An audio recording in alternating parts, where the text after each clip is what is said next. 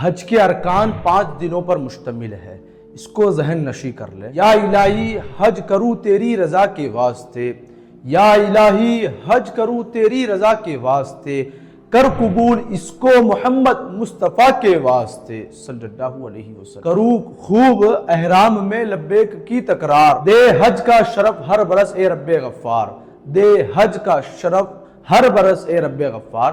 تو معزز سامعین کرام، ارکان حج جو ہے وہ 5 دنوں پر مشتمل ہے۔ حج انہی 5 دنوں میں ہوتا ہے، سال میں ایک مرتبہ، اور جو مہینہ ہے ماہ ذی الحج، اسی مہینے میں یہ رکن اور یہ حج ادا ہوتا ہے، یہ فرض ادا ہوتا ہے۔ تو سامعین کرام، جو ارکان حج ہے وہ 5 دنوں پر مشتمل ہوتے ہیں۔ وہ 5 کون کون سے دن؟ سماعت کریں کہ 8 ذی الحج، 9 ذی الحج، 10 ذی الحج، 11 ذی الحج اور 12 ذی الحج۔ تو ٹوٹل یہ 5 دن ہے۔ ان 5 دنوں کو ذہن نشی کر لے کہ انہی 5 دنوں کے اندر ارکان حج ادا ہوتے ہیں، اس کے علاوہ کسی بھی دن میں حج ادا نہیں ہوتا۔ سامعین کرام، ان 5 دنوں کے اندر ہمیں کون سا دن کہاں گزارنا ہے وہ سماعت فرمائے۔ سب سے پہلے یہ کہ مینا کے اندر حاجی کو جانا ہے، اور مینا کے میدان کے اندر حاجی کو 5 وقت کی نمازیں پڑھنی ہے۔ 5 وقت کی نماز پڑھنا رسول اکرم صلی اللہ علیہ وسلم کی سنت مبارکہ ہے۔ اب وہ 5 وقت کی نماز کون سی ہے؟ 5 وقت کی نماز میں سب سے پہلی جو نماز ہے وہ ظہر کی نماز ہے۔ تو ظہر، عصر، مغرب، عشاء اور فجر۔ اب جب جو فجر پڑھے گے 8 کے بعد، ظاہر سی بات ہے کہ 8 کی ظہر پڑھے گے، 8 کی عصر پڑھے گے، 8 کی مغرب پڑھے گے۔ مغرب کی نماز کے بعد اسلامی تاریخ کے اعتبار سے چاند تبدیل ہو جاتا ہے۔ تو اب جب عشاء کی نماز پڑھے گے تو وہ 9واں چاند لگ جائے گا۔ تو عشاء کی نماز پڑھنے کے بعد ہمیں مینا ہی کے اندر فجر کی نماز بھی ادا کرنی ہے۔ اب جیسے ہی فجر کی نماز ادا ہو جائے گی، اب ہمیں نکلنا ہے عرفات کی میدان کی طرف، اور فجر کی نماز جو ہم نے پڑھی وہ 9ویں ذی الحج تھا۔ تو سامعین کرام، یہ چیز ذہن نشی کر لے، 9th ذی الحج is the most important day، یعنی سب سے بڑا دن ہے۔ اب ہمیں عرفات کے میدان میں جانا ہے، وقوف عرفات کے میدان میں ٹھہرنا ہے۔ تو سامعین کرام، رکن اعظم ہے یہ حج کا۔ 9 ذی الحج کو ہم حاجیوں کو وقوف عرفہ کرنا ہے۔ وقوف عرفہ یہ سب سے بڑا رکن ہے حج کا سب سے بڑا رکن ہے۔ اور جو حاجی نیت اور احرام کے ساتھ عرفات کے میدان میں مقررہ وقت کے اندر ایک گھڑی بھی ٹھہر گیا، سمجھو کہ وہ حاجی کہلا گیا، وہ حاجی ہو گیا۔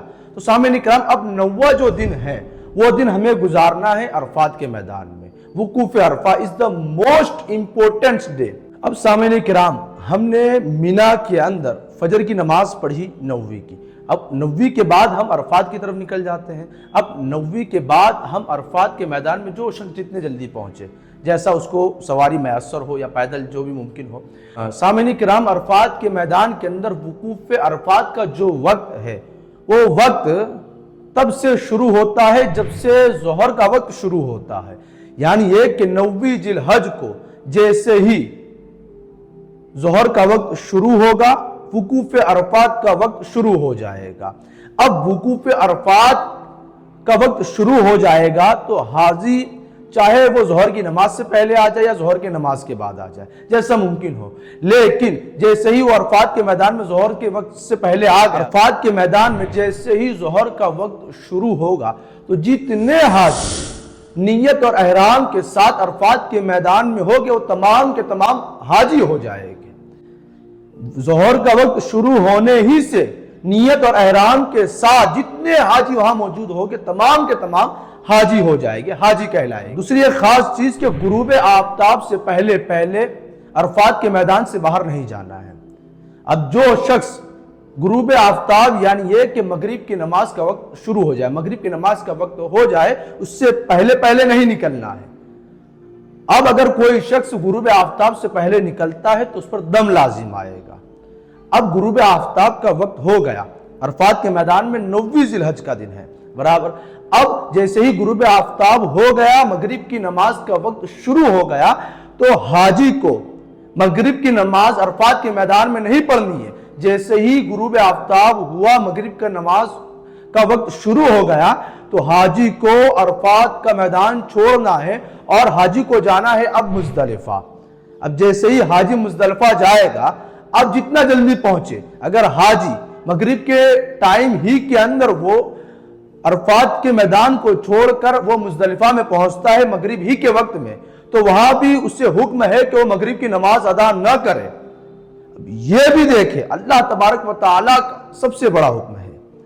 تو حاجی مغرب کا وقت یہاں پر شروع ہو جائے لیکن مغرب کی نماز یہاں پر نہیں پڑھنی ہے عرفات کے میدان میں۔ اب پڑھنی کہاں ہے؟ سماعت کرے کہ عرفات کے میدان سے وہ شخص غروب آفتاب کے بعد مغرب کی نماز کے وقت وہ حاجی عرفات کے میدان سے نکل کر وہ جائے گے مزدلفہ۔ اب مزدلفہ جائے گے، چاہے وہ عشاء کے وقت پہنچے چاہے وہ مغرب ہی کے وقت میں پہنچے۔ اگر وہ مغرب کے وقت میں پہنچے تو اسے انتظار کرنا ہوگا عشاء کے وقت کا۔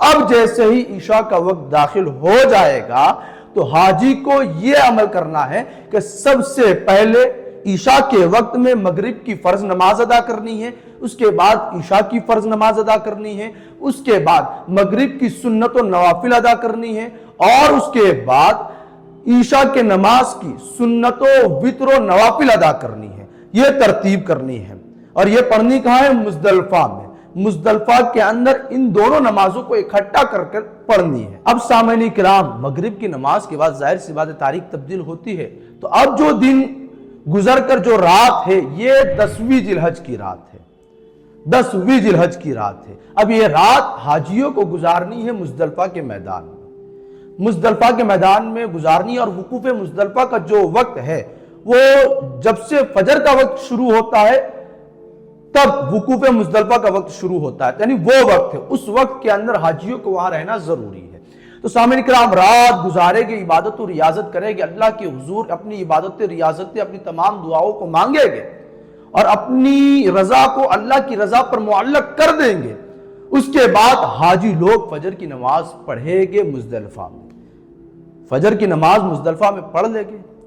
اب جو فجر کی نماز کے بعد کا جو پورا دن ہے اسے کہتے ہیں 10ویں ذی الحجہ۔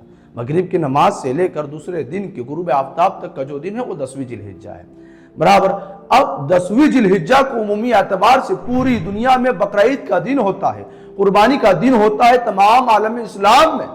مسلمانان اسلام نیا لباس پہن کر، عمدہ لباس پہن کر، اپنے جانور کو نہلا دھلا کر، ہار پہنا کر قربانی کے منتظر ہوتے ہیں، قربانی کے لیے تیار ہوتے ہیں۔ لیکن وہاں حاجی انہی دو چادروں کے اندر جس کا اللہ تبارک و تعالیٰ کو حکم دیا، انہی دو چادروں میں رہ کر حاجی اپنی شب بیداری کے ساتھ حاضر ہوتا ہے۔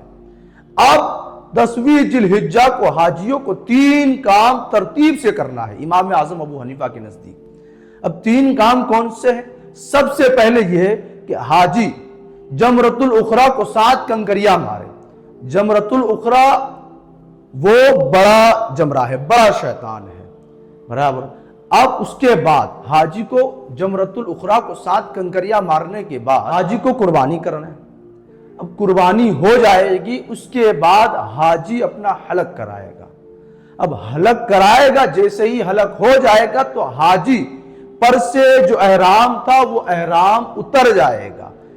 اب حاجی احرام کی پابندیوں سے فارغ ہو جائے گا، احرام کی پابندیاں اس پر سے ختم ہو جائے گی۔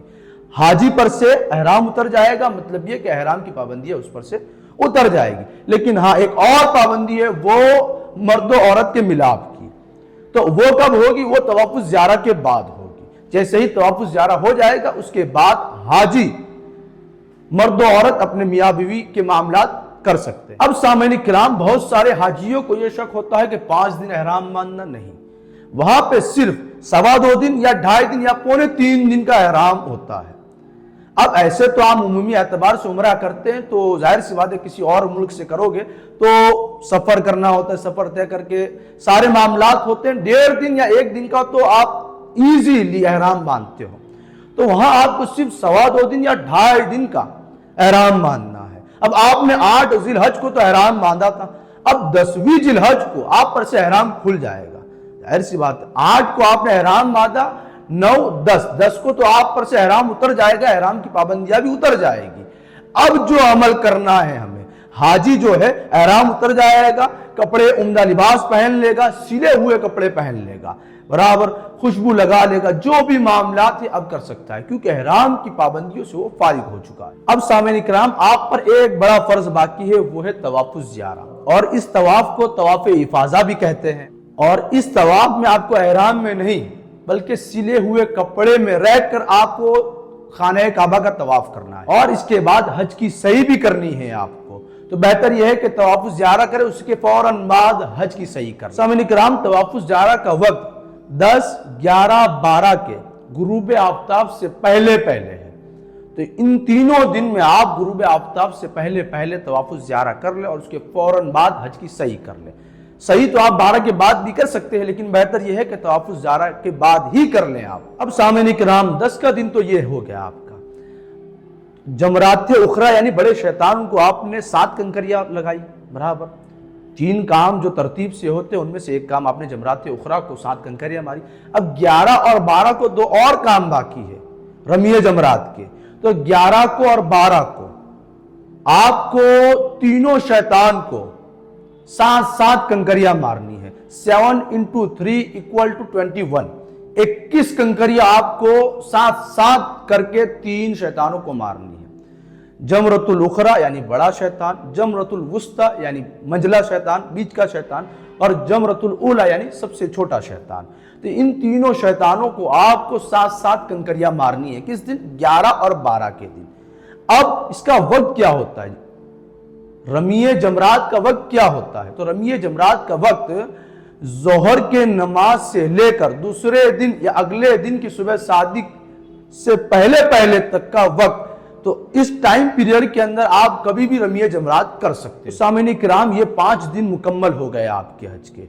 8, 9, 10, 11, 12। अब ये 5 दिन के अंदर अरकान हज अदा हो गए। अब उसके बाद जब आप अपने वतन को लौटो तो आपको तवाफ विदा करना है। अब ये मामलात खत्म हो गए। तो इतना ही है, हज के अय्याम यही है। लिहाजा आप तमाम इसे खुद भी जहन नशी कर ले और लोगों को भी बताए और इसे शेयर करना हरगिज़ ना भूले। अस्सलामु अलैकुम व रहमतुल्लाहि व बरकातुहू।